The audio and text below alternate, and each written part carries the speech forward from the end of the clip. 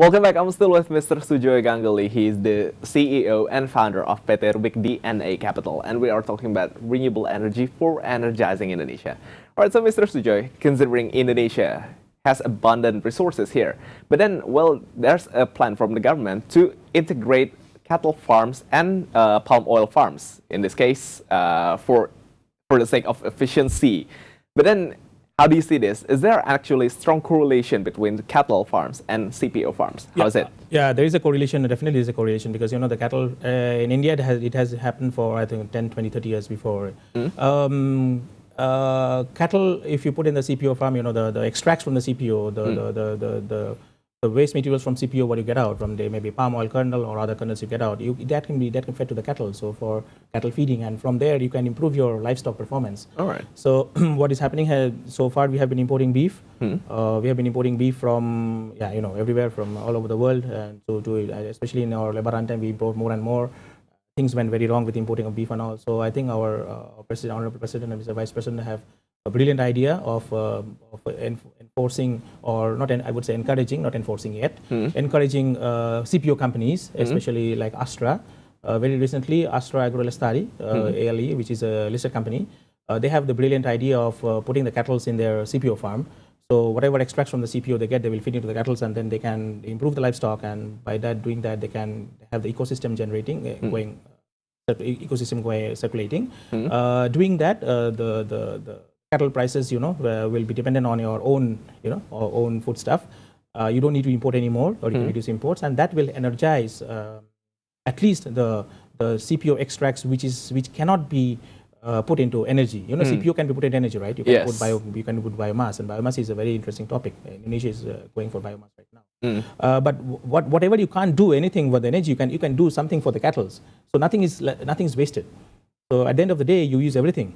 So that is the good part of renewables. So you can renew, you can re-extract, and you can re-beneficiate, and you can refine and reuse the same stuff in a different calorie, right? I mean different what do you call level. Okay. So, but nothing is wasted at the end of the day. Okay, but then in terms of the cost efficiency here, what will be how significant will the costs be more efficient? See, cattle and CPOs are related more towards the livestock, right? So more nothing has been done out of the energy part of it, but I think days will come when it will happen. But from the CPO, if you go to biomass, and it's an energy efficient. I mean, you can use all your extracts, all your waste from biomass. Or from the CPO to the biomass. So that can save your waste.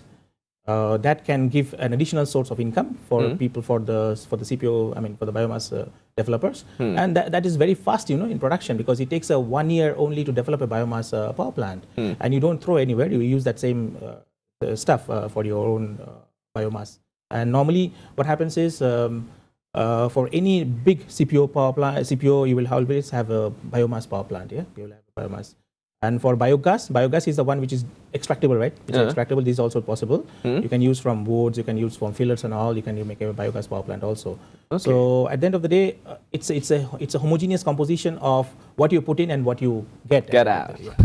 All right, but then does it mean the processing facility of the CPO for the biodiesel processing facility here will be located in the same area? Should be in the vicinity, because you should reduce the transportation cost. You should reduce your accessibility. You should reduce your infrastructure, which you should not spend that much, because you can't have your raw material here and your plant over there in the other province. It should be closely situated. Same is applicable for any other power plants, I would say. And then the prices. The prices should be at arm's length, what we call. There should not be any, because he is my partner, so I had to give a discount. That should not happen. In that case, you don't have a win-win situation. One way you lose, other you win. So the prices should be at market prices. The pricing of the tariff should be also at market prices. So PLN also buys at market prices.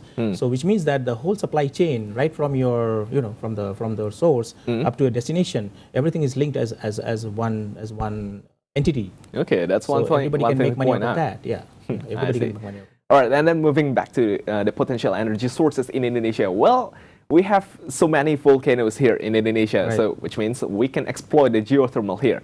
But then, how do you see the potential energy for geothermal to replace fossil fuel? It's huge because it's around, I would say 9,000 is the one which is only a number given by the World Bank, and estimates are there, but it's a huge, the potential can be more than 9,000. The government is making a lot of changes and regulations for investors to come in. Frankly speaking, our Indonesian investors, I would say, our domestic investors are not putting that much of effort in the geothermal because the uncertainty is there. So I would say, why not the government comes in first, like what we did in China. Government comes in first, PLN comes in first, does the initial investment, and let the private companies be the operator. I mean, maybe that may be a solution, you know. Okay. Because if you ask a private company put X billion dollar in the first place for a geothermal reserve which is not yet proven, will be difficult. So even if Chevron, even if Exxon, all these people are there, but we should, as a government, we should also put in, you know, we should also chip in the same kind of project, wherein we can do a profit sharing. I mean, we can always benefit at the end of the day. So by doing that, when the money flows into a project, of course your megawatt, of course, will increase, you know, and that's what happened in coal, you know. Why everybody is going for coal? Because coal is so cheap. I mean, you can get coal abundantly. You can get coal here or coal there. But geothermal, it's specific to a certain area. So you need to be very project specific. You need to be very area specific, and you need to be very investment specific. Because if you can make money, you can lose money just like that. So that is where the government should take a role in this kind of. Okay, because the investment will be specific for geothermal energy here. Yeah. But then about the distribution, how will it be? See, distribution should be based on each of the province, right? So you can't have a geothermal here and then export geothermal to, I mean, the energy you can export to somebody else, I mean, some other province. You can do through your the transmission networks, which you have to build another transmission network. But it's always advisable to have your energy diversification in such a way that each of the provinces is self-sufficient by themselves. That what happens in China and in India, every state have their own energy sector, energy board.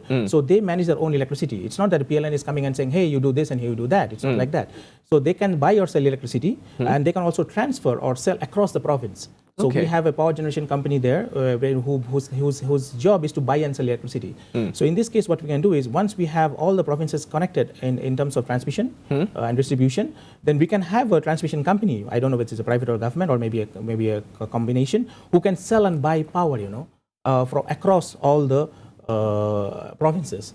So that needs to get our province interconnected. We are working on, PLN is also working on interconnection, deep sea interconnection, you know, of interconnection across the seas also. So cables are being laid now for that particular purpose. But you still need to make each of province self-sufficient in their own energy perspective. Okay, after we're talking about the energy sources in Indonesia, well, the government is having the mega project that's called 35,000 megawatt power plant. Yes.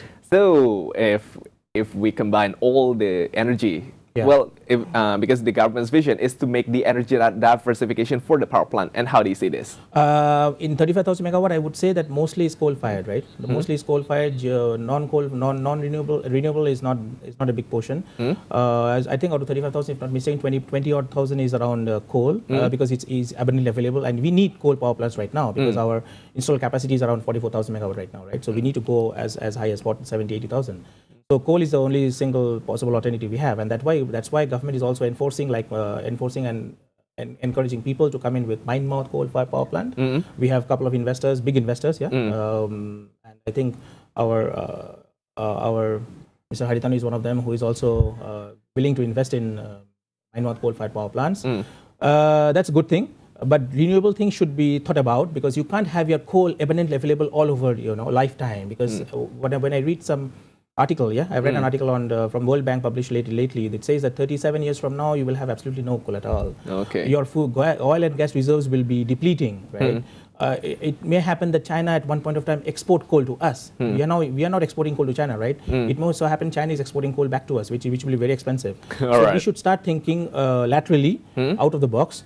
Slow and steady to make our portfolio in the renewable sector much higher than what we have right now. So maybe double digit in the next 5 years. Okay, after all, we could expect the government could overcome all the obstacles, and they could maximize the use of renewable energy for energizing Indonesia. All right, so Mr. Sujoy Ganguly, thank you so much for your time here. We really appreciate it. Thank you. That ended our discussion with Mr. Sujoy Ganguly. He's the CEO and founder of PT Rubik DNA Capital. We were talking about renewable energy for energizing Indonesia. And in the next segment, we'll still have some more news and business updates. Stay with Revenews International. Thank you.